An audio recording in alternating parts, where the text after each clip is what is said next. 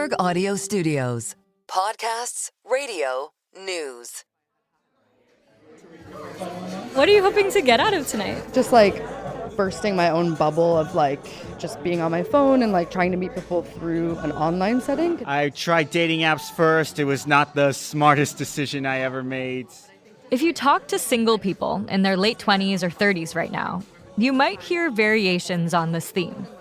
It's rough out there. I think the moment I downloaded the apps, I was tired of the apps. I think the whole swiping community is a little stale at this point. But on a recent Wednesday night in New York City, these young singles decided to get off their phones and try meeting people a different way. All right, guys, just want everyone's attention.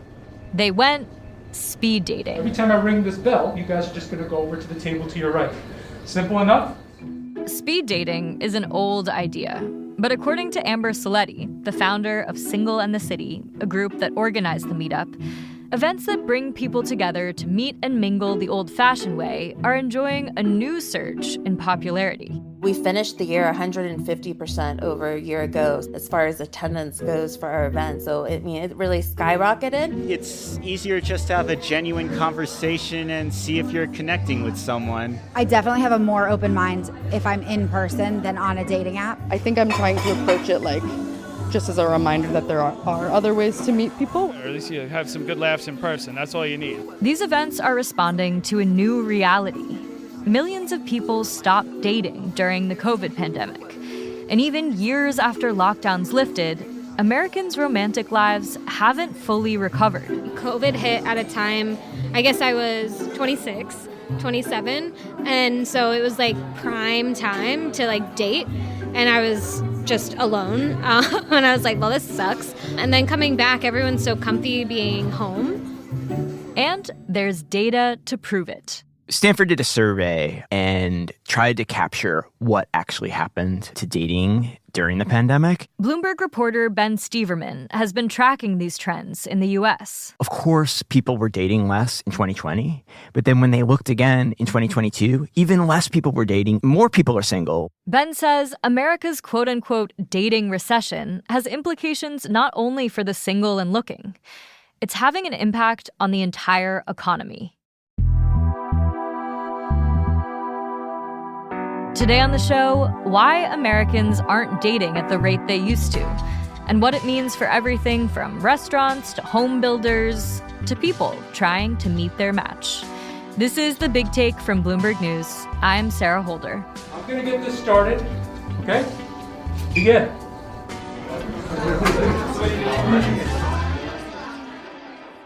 Ben, I want to ask you a question that might be a little sensitive to some people. What do Americans' dating lives look like right now?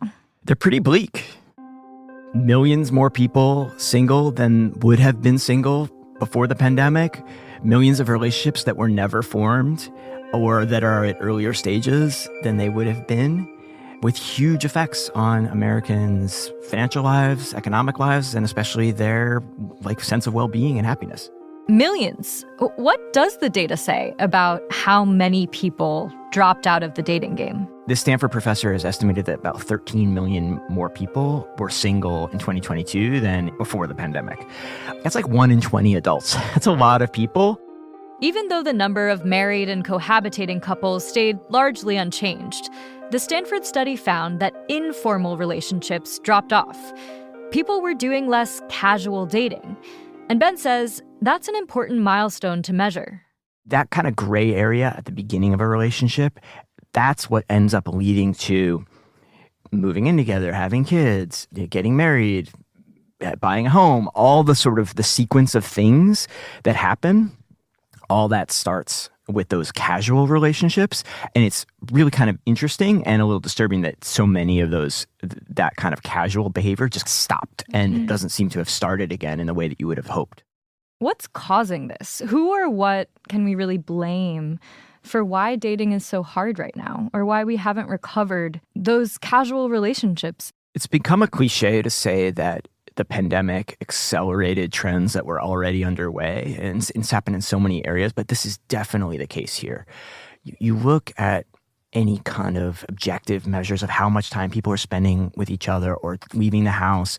You go back to 2003, and that's where the decline begins. Even before, but that's as far as the data goes. It was certainly being talked about back in the 1990s, when a political scientist named Robert Putnam first published the research that would become his best-selling book, Bowling Alone. The idea was that Americans weren't joining bowling leagues like they used to, even though they were going bowling at similar rates. They just weren't doing it socially. He was talking about a decline in community and connection that really began in the middle of the 20th century. So we're talking about a really long-term trend here of people just not connecting in the same way they did before. And the pandemic definitely accelerated that. But really, if you look at it all on a chart, it's just a slow slope going down. And then there's a big dip in the pandemic, and then it maybe comes up just a little bit in some ways. But otherwise, it's been 20 plus years of decline. In terms of why this is happening, I feel like a lot of people love to blame technology, our phones, driving this social isolation. How big of a factor has technology played in these trends you're talking about? This is a big controversy in sociology, actually, because the U.S. Surgeon General in 2023 declared a loneliness epidemic. And so this is a topic we've been talking about a lot lately. And there is some evidence, especially with kids, that the phones have had a major effect on how they socialize. But again, a lot of these trends predate the smartphone. The other thing is that, okay, you're spending a lot more time on a group chat. You're spending a lot more time on Facebook. That is still socializing. You might say it's not good socializing, but it's still socializing. And so sociologists are struggling with how to categorize that kind of social activity. One thing's for sure, it's not dating, it's not connecting in person, it's not the really strong ties that people really rely on, potentially when there's emergencies or you have a crisis or you just want someone to talk to. Are there groups who are disproportionately feeling this? Young people, people under 40, people under 30 really bore the brunt of this. There's a sense among some researchers that especially teenagers and young adults who went through the pandemic, they missed some very crucial years where you kind of learn how to relate to people in person, and they really dove into their phones, and they're probably way better than you or I are at like communicating and managing their like digital social lives. But put them on a dance floor or put them in like a more chaotic situation and they can be a little lost. And so I think that one of the things that's happening is young people are having to learn how to get those social muscles, develop those skills of being in uncertain and anxious making situations. And the other thing that we see in the data is that people are delaying milestones of adulthood further and further. Like the percentage of millennials who are getting married and buying a home and having kids by 30 is so much less than Gen X and so much less than baby boomers in turn.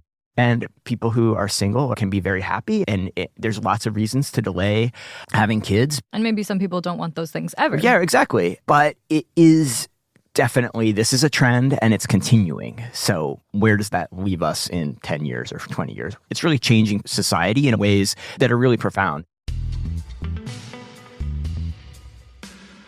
After the break, how that societal change is having economic consequences, and how people are trying to turn this dating recession around.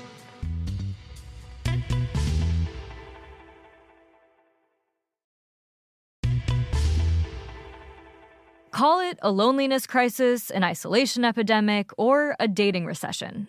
Fewer people meeting and forming relationships can be tough on everyone.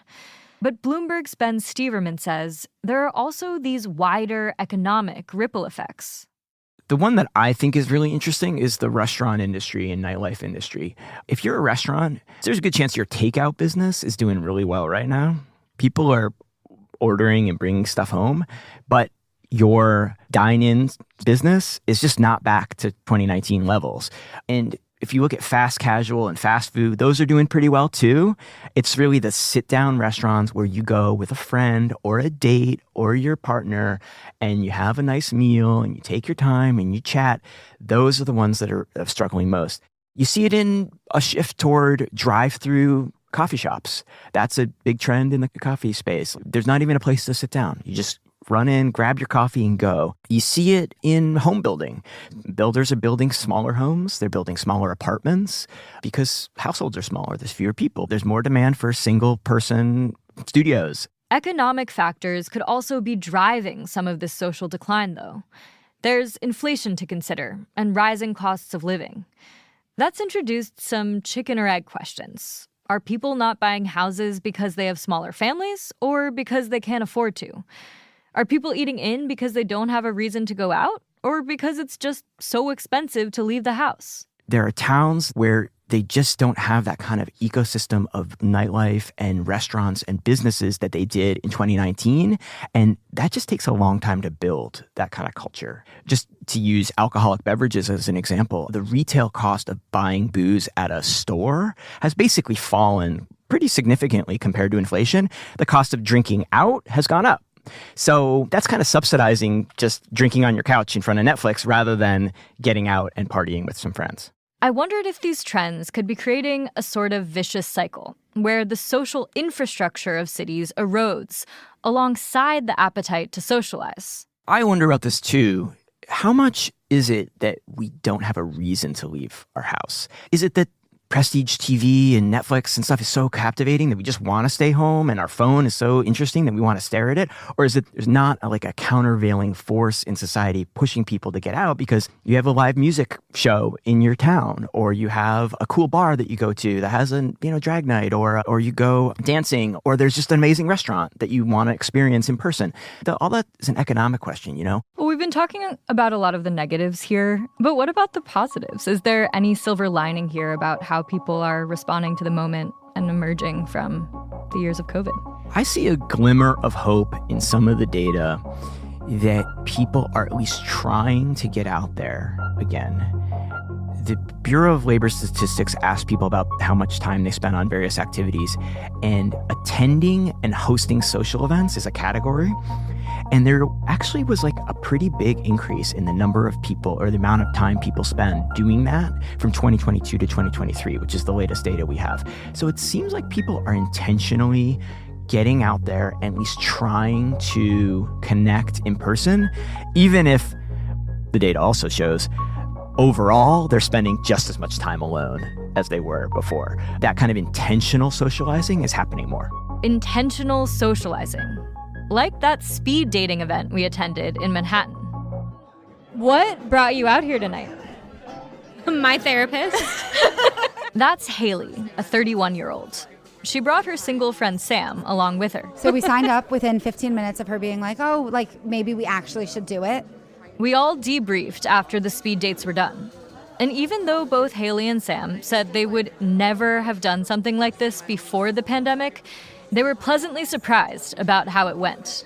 I don't know a better way of saying this other than I really do just like talking. Same. So it's you have to sit right here and listen to me for 5 minutes. Okay. My first thing, I'm I look like such a loser coming to an event to purposely go on a date. And then it's no, a lot of people do this. This is actually very normal. And it makes sure you step out of your comfort zone. Ben says that's what's nice about these structured gatherings. Those kinds of experiences, as well as sports teams, volunteering, they're all part of the solution. They're sort of an individual solution. If you want to revive your social life, there are tools that are available to you. What we don't have is a society-wide solution. We don't seem to have a strategy for how we're going to actually make a change more broadly, especially for the people who are most lonely and most disconnected. How do we bring them back into the fold and make them feel like they belong and help them get connected? That's really hard. Is a national speed dating initiative the answer? Probably not. But it's clear that this Valentine season, many motivated singles are taking matters into their own hands. And they're finding it's not as painful as they expected. So, Haley, can I ask you a question? Oh, God, what? Will you go to another one with me? I think I would do another one. Do I think I found any kind of love connection here? Not at all. But would I do it again? Probably. It was fun. It was fun. It was fun. Yeah.